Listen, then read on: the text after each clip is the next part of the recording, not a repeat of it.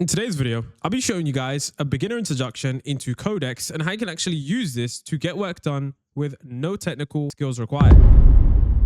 So what exactly is Codex? Well, most people think of Codex as basically OpenAI's coding assistant, but that couldn't be further from the truth. It's not actually a code generator. Think about it like this. The ChatGPT that you use, this is what you'd have to just answer questions. Codex works more like an AI teammate inside your projects. Don't view it as a coding assistant. View it as something that can get work done on your computer, and then you'll realize just how much you've been missing out on. Codex can essentially do things from plain English, and today I'll be showing you guys exactly how you can actually use this. So as a beginner, you're probably going to be a little bit confused by the user interface, but one setting that will make this a lot more easier is if you go down to your file and then you go to settings, make sure that this isn't on for coding. Make sure that this is for everyday work. This is essentially going to give you responses that are much more tailored to giving you the same power with less technical detail. Now, here you have the model selector. One of the different things about Codex is that you can set different levels of reasoning. It's pretty self-explanatory what the levels of reasoning are. But the thing that you should understand is that with higher levels of intelligence and reasoning come higher levels of cost. Of course, you do want to have this on the most recent model, but depending on your task, I would say keep it around medium for standard tasks. And then if you're maybe doing something that involves code on the back end, like creating a simple web app, then you want to have it on high or extra high. One of the first things you should keep an eye on, and this is because Codex has usage limits and the model that you're probably going to be using is GPT 5.5, will kind of burn through your credits if you're not careful. Don't forget to just go to File, then Settings, then hit this, and then when you're on the settings page, click Usage. And all you want to do is make sure that you keep an eye on this, because if you're doing a lot of work, sometimes your credits can go down because the agent is essentially going to be burning through a lot of tokens. So just make sure you pay attention to that usage limit. So I recently covered this, but I will cover it again. And I'm going to show you guys 3 main outputs that I think are super useful when coming in Codex. So one of the first things you'll need to understand about Codex is that Codex is incredibly valuable when it comes to producing outputs in standardized file formats. Think file formats like Doc, Excel, and PowerPoint presentation. So for the purpose of this video, let's actually ask it to create something fairly simple that would otherwise take the standard ChatGPT a lot of time and a lot of thinking. I'm going to ask it to create an Excel sheet. I'm going to say, create an Excel sheet based on revenues of 10K per month, increasing by 5% per month, and show me what 2027 and 2026 looks like. Expenses are $736 per month. This is a creator business. Now we'll put this prompt in. And now what it's going to do is it's going to think about this entire thing. Now, one of the things you may know here is that there is some permissions. Depending on how agentically you want the model to work, you can essentially have default permissions, auto review, or full access. I initially have this on default permissions just because I always want my agents to be restricted in what they can and can't access. But if you want your agents to be completely autonomous, as in you want them to do the work and then you want to come back to a fully fledged project, it's best to put on full access. This means that Codex has full access over your computer, and it's basically just going to blast through every task. So you can literally come back to it and you'll essentially have all of your tasks complete. Otherwise, you may need to subsequently approve certain prompts that do appear. Now, here you can see it actually worked for 3 minutes and 46 seconds, and it said, done, I created the Excel workbook here. And so here you can see you actually do get a pop-up for the Excel workbook. You can see it gives me the revenue, the expected growth, the expenses, the net profit, the net margins. And you can see it also happens for 2027. I actually asked Codex to simply fix this issue when it imported the file, and you can see it actually imported that, and now it works. As I was saying, of course, if you just want to open it in folder. And so the reason that this is useful is the fact that this doesn't just work for Excel files. This works for PowerPoint files, document files, and many different files that you would use on a day-to-day basis. Now, of course, let's say you didn't like what the Excel sheet showed. If you hit the expand panel button up here, it actually gives you this, Excel workbook, which you can view, or you can ask for some quick changes here. So you could say add a tab for 2028, and then it would go ahead and make those changes in the workbook. This is just a way to iteratively edit your product while, of course, changing it. And so if you click the latest turn here, and then, of course, you open this project, you'll be able to see the added changes. Like I said, this is something that is vastly more useful than going back and forth between multiple different projects and files. And Codex is just something that works really well out of the box. So if we go back to our chat, one of the key features of Codex is being able to work in projects. Now, if you've ever used Claude Cowork, you'll know exactly what this is. But for those of you who are new to this, essentially what this allows you to do is to work inside of a folder with existing files to be able to get work done. And this is really useful because oftentimes if you're working with a bunch of different files on a big project and you want certain files to be done, information summarized, documents created, this is what it is for. So here you can see it's work in a project. And now what I'll do is I'll add a new project. So if you click this, essentially it'll ask you to input a certain folder. So I'm going to make this folder and call it a Codex demo. And so what I've actually done is I've put in 2 text files here. And so both of these files are transcripts from my recent videos. So what I'll actually do is I'll actually ask Codex to go ahead and complete a task. So let's select that folder, the Codex demo. Now you can see it's essentially loaded up and is having all the files that are in that folder. Of course, I could do a lot more. And I'm going to say, summarize the 2 files inside the folder and then create a Word document on what they are. And so now, when it actually goes and does this work, you essentially get an output that's just output directly inside of that folder. Here you can see we need to click allow for this one, and I'm going to just click allow for this chat, always allow, so that way I won't have to do that again. And so here you can see it worked for 5 minutes and it was able to create the Word document right here. It says it summarizes both files, explains what each one is, and clearly labels the file as commentary rather than confirmed information. And so you can see here in this folder, if you just route directly back to that folder, it says summary of folder files. We double click this. You can see it actually gives us the summary of both files. Of course, this is the ChatGPT workspace agents guy, which I recently created. And then of course, GPT 5.5 leaks.txt, and it gives us everything that we do need. I think you can start to understand why Codex is going to become a valuable tool for the future when it comes to getting work done, especially in certain folders. And so now, another incredible use case when you're working in projects is the ability to do multiple things at once. And so remember how I showed you guys that we can do work in projects and get a lot of work done? What I will now show you guys is how you can actually use this feature to generate multiple images for whatever it may be that you want. So maybe it could be marketing, maybe it could be for Instagram. And so in this example, I said create an Instagram carousel based on the GPT-5 workspace agent document and make 4 pictures. And so here you can see, if I actually open that folder right here, you can see my project. This is what it was able to come up with.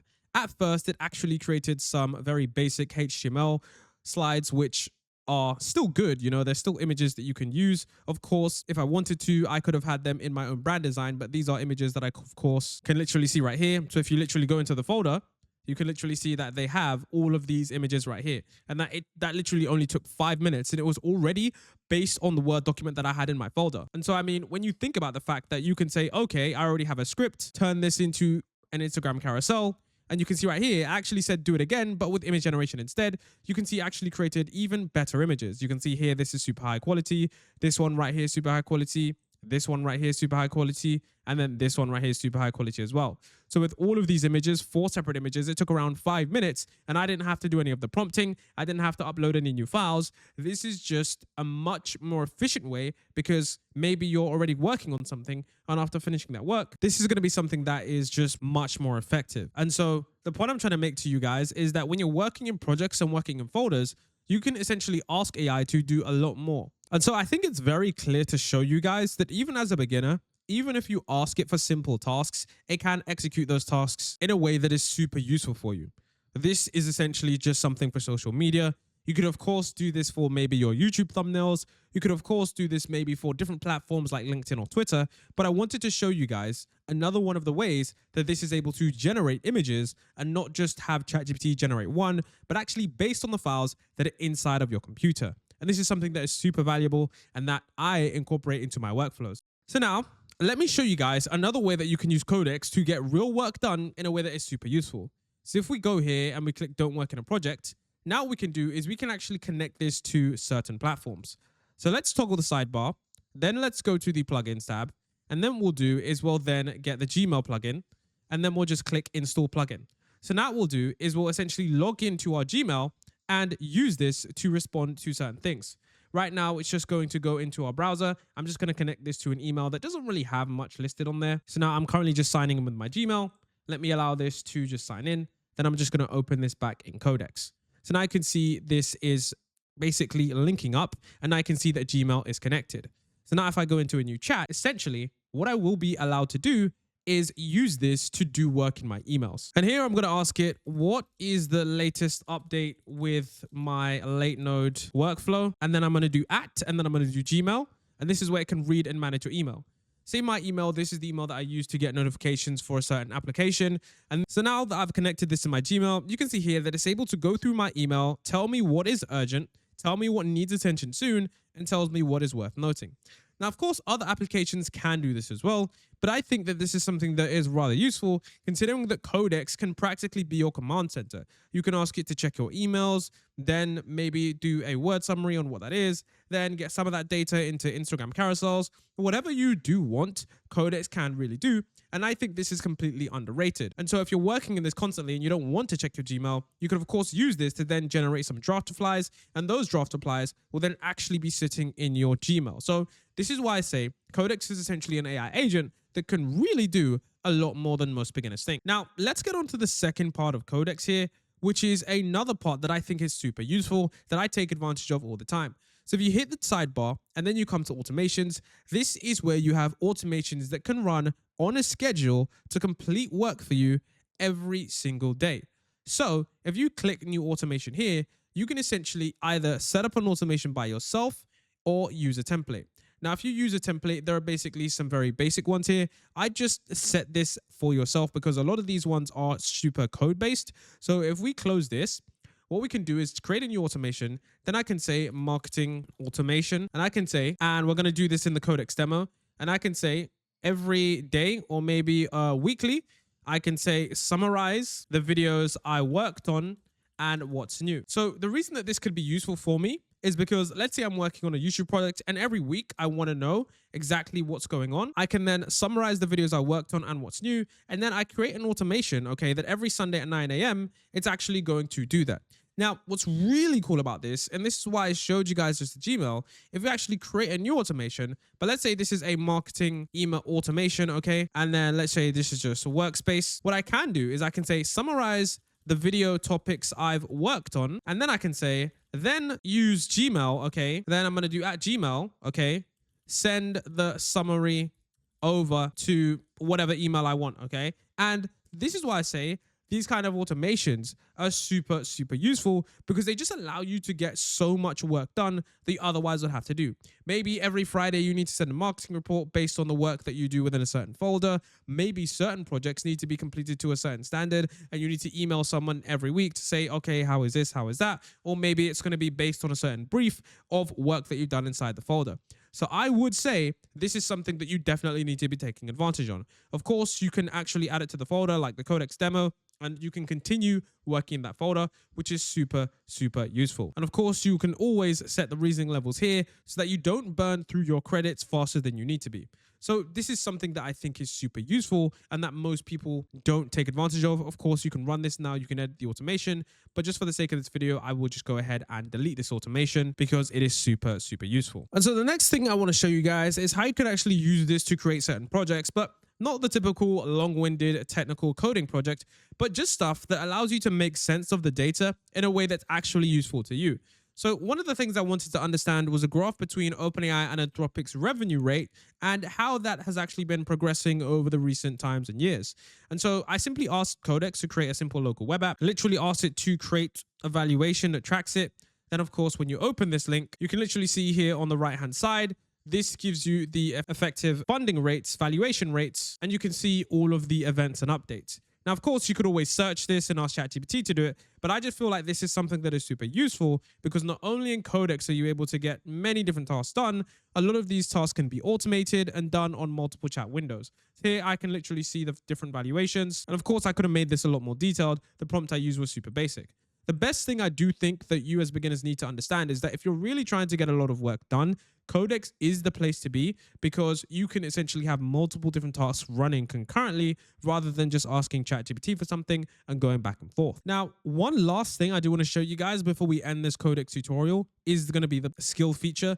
Most of you guys, if you don't know what a skill is essentially a reusable task-specific capability made from instructions or an optional script. And so essentially what you want to do here is do this when you have a repeatable process. So I'm going to show you guys exactly what it is.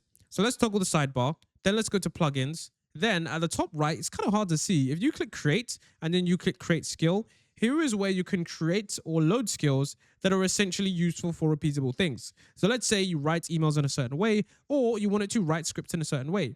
Here's where you create the skill so that every time it does it correctly. Remember how earlier in the video we created those Instagram carousel pictures in a certain way? We could ask it to, save that output as a skill so that in the future, when it creates those carousels, it does it in the exact same way. So for me, I'll say create a skill that makes Twitter posts only 240 characters long and always explains stuff in 90 IQ layman's terms. And so now that I've clicked create skill, this is going to be something that I can call upon, especially in automations, especially in certain work. And this is going to be something that, and so a skill is more than please behave this way. It's more like when I ask for this type of job, follow this exact workflow. And so now I can see I actually have this skill here. So it enforces Twitter style with 240 characters max, plain layman's terms, no jargon, buzzwords, hashtag emojis, or unless asked. As always, you can go ahead and check what the skill is. And now, which is really useful, let's say you needed to create 10 tweets. You can just say create 10 tweets about the recent GPT 5.5 announcement and what it is. And then you can do and then you can do the plain Twitter post, just tab, and then you can see right here, and then just hit enter. So now what it will do is it will create 10 tweets about the recent GPT 5.5 announcement and what it is, and then it will just use that Twitter skill. So like I said, you don't have to keep prompting. You don't have to go ahead and use custom GPTs. This is just something that is just remarkably more effective. That is just going to save you tons and tons of time. And so here you can see for 1 minute and 49 seconds, it gives me all of the tweets that I need in the style that I need, exactly in the correct format that I need, which once again is super, super useful. So, I mean, hopefully this guide showed you how to actually use this for work, why Codex isn't just your average coding tool, and why more beginners need to actually start using this if they wish to not be left behind.